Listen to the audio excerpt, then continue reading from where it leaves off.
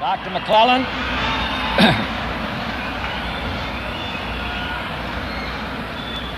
Mrs. Waldron, Edward Cook, ladies and gentlemen. This afternoon, someone showed me a letter written by a distinguished Republican who wanted to know why I did not confine my appearances in Pennsylvania to those nonpartisan occasions when, as President of the United States, I could represent all the people. I am delighted to tell him why I'm here. I am here because it is a responsibility of the President of the United States, and some Republicans have not always had this view of the presidential responsibility. It is the responsibility of a President of the United States to have a program and to fight for it. And I come to Pittsburgh tonight.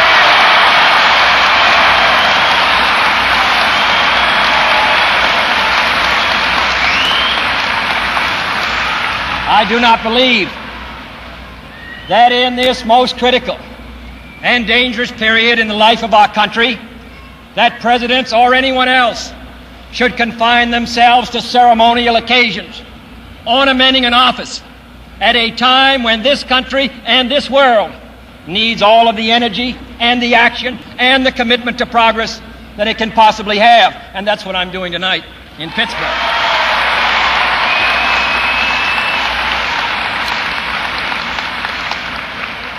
A President of the United States, as Harry Truman has said, wears many hats. As Commander-in-Chief, as President, holding special responsibilities in the field of foreign policy, but he is also the leader of his party. And in this country, both of our parties serve a function. Both of them have a point of view.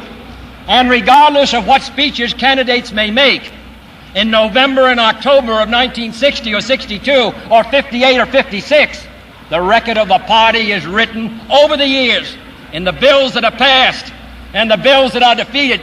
And the record of the Republican Party in the past 2 years in the Congress of the United States is written so large that all of the speeches that candidates can make in October of this year cannot wipe out that record of blind opposition to everything we tried to do.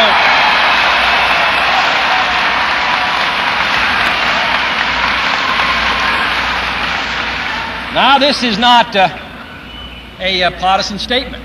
I'm sure that the Republicans who are dedicated to this country, who are just as patriotic as we are, but who have a different idea of its responsibilities and the responsibilities of the national government, I'm sure that they will be proud to run on this record. And let me describe it to you. The Housing Act of 1961, and if there's any place in the country that should know more and recognize better how important the passage of a great housing bill should be, it's this city. Urban renewal, housing for the elderly, assistance for housing for middle-income groups, the most extraordinary housing act passed since that of 1949, and 85% of the Republican members of the House of Representatives voted against it. The area redevelopment bill, which was in the Congress for 6 years and twice vetoed by the former administration, a bill especially designed, introduced and guided through by Senator Clark from this state, especially designed to help those areas of the country, and Pennsylvania has about 1/6 of all of them, which have chronic unemployment. Parts of Pennsylvania are in coal and steel, parts of West Virginia, eastern Kentucky, parts of Ohio, southern Illinois, parts of Indiana. The area redevelopment is an effort to bring in new industry. On this bill, 85% of the members of the House of Representatives on the Republican side voted against it. That's the record they're running on, no matter what their speeches may be.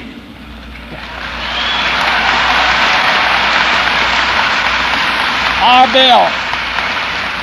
bill to provide a $1.25 minimum wage and include in it 4 million people who were not today covered. Not a very extraordinary amount of money, $50 a week, for anyone who works in interstate commerce in a business which does an annual volume of $1 million a year or more, $50 a week. You know what they did on that? 81% of the Republican members of the House of Representatives voted no on a $50 a week for 40 hours minimum wage. That's the record. And I come here tonight because the 87th Congress is going into its last days, and the 88th Congress will meet in January 1963. And the question the American people have to decide is what kind of a Congress is it going to be. It is an historical fact that only in 1934, every other off-year election, the party in power has lost seats. We won or lost vital measures by 4 or 5 votes. A change of 1 senator in the United States Senate would have given us health care for the aged. 1 change of 1 vote. And yet since 1930, the party in power has lost an average of 39 seats. That's what history is against us. And if we sit down in October and early November of 1962, the 88th Congress will meet in January, and every proposal that we have, medical care for the aged, assistance to education, all of the proposals which can make a difference in rewriting our tax bills and the rest, we will be in the control of a dominant Republican, conservative, Democratic coalition that will defeat progress on every single one of these measures. And that's why I come here tonight and ask your help in electing a progressive Congress.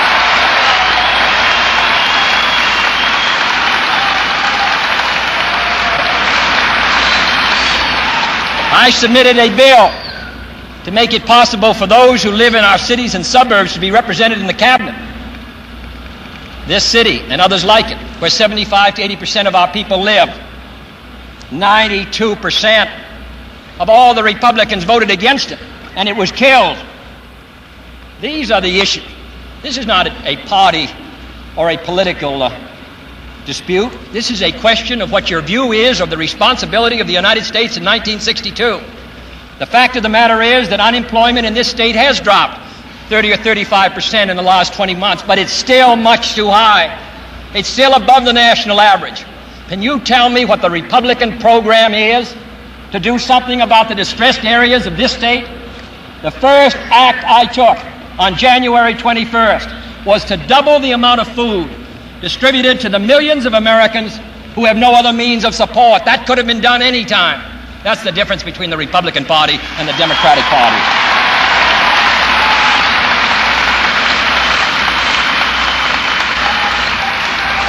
And we're meeting tonight in this distinguished university. All of us, and I saw more children today driving into this city, all of these children and all those mothers and fathers will want those children to have an opportunity to attend this school or others like it. By 1970, we're going to have twice as many boys and girls trying to get into our colleges as were in 1960. That means we have to build in the next 10 years as many college dormitories and buildings as we build in the whole 150-year history of our country. We had a bill to provide assistance in the construction of those buildings.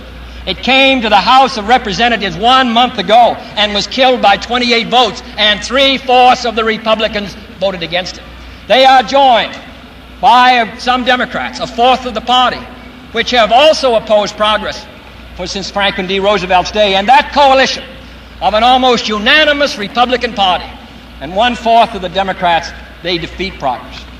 So I have fought in the last 2 years, and we have passed many bills. We passed that minimum wage, and we passed area redevelopment, and we passed a good drug bill, and we passed a good housing bill, and we came close in medical care, and we came close in higher education, and we came close in a good farm bill. But we lost some of them and won some of them. And now the question is, what is the 88th Congress going to be like? This country had a recession in 58. It had a recession in 60. And are we going to drift from recession to recession? Or is this country going to commit itself to those programs in our time, as Franklin Roosevelt committed himself and the country to his programs in the 30s?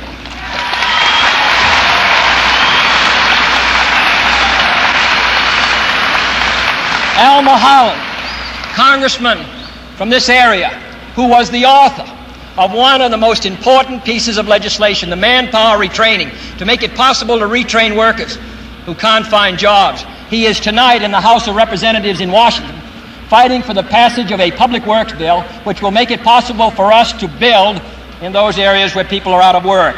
He and Bill Moorhead are both on the job working for this district and state, and I'm confident that the people of this state will elect Democratic congressmen and elect Joe Clark again to speak for Pennsylvania and the country in the United States Senate.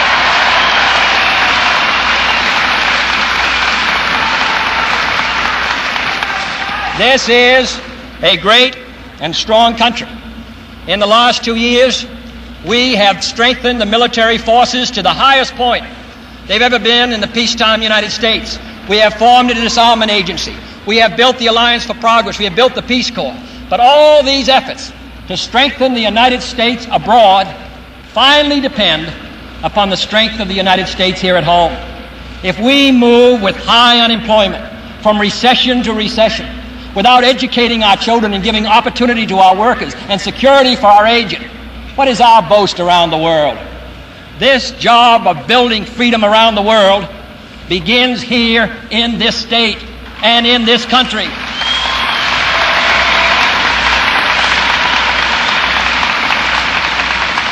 And I think the Democrats and the people of the state of Pennsylvania are fortunate in a candidate for the governorship who understands the needs of this state, Dick Dilworth.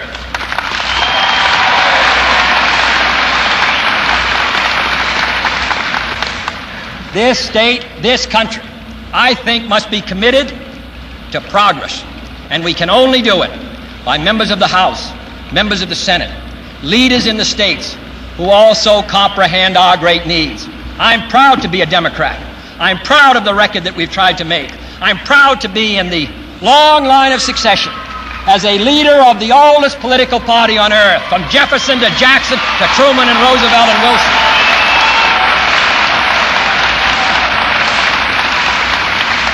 And all those speeches that we hear about the federal government being too busy, they were the same speeches made in 1930s when they opposed Social Security and minimum wage and the right of labor to organize and all the rest, the things we now take for granted, the things which make it possible for us to maintain our position. All were more controversial in the 30s than the things that we're talking about. Are we going to say in 1962 that Franklin Roosevelt and Harry Truman did their job and we're not going to do ours? I come to Pennsylvania and I ask you for your support in electing Democratic congressmen who believe in progress and senators and electing a great governor.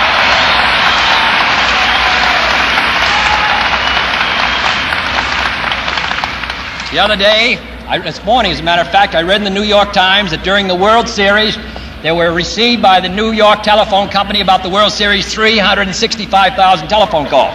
And during that same period of time, we registered in New York 110,000 people. Well, baseball is important, and I would not come to this city and question that. But I do think also that the right to vote, the necessity for registration, the commitment of yourselves and your families and your country to the forward movement of us all, that is the great issue of this election of 1962, and we want your help in it.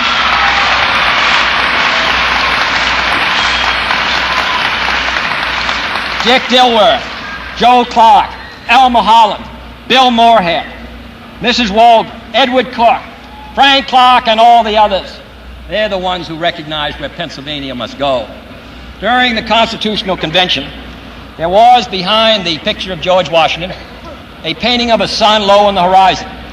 At the conclusion, Benjamin Franklin stood up and said, many of us wondered whether this was a rising or a setting sun.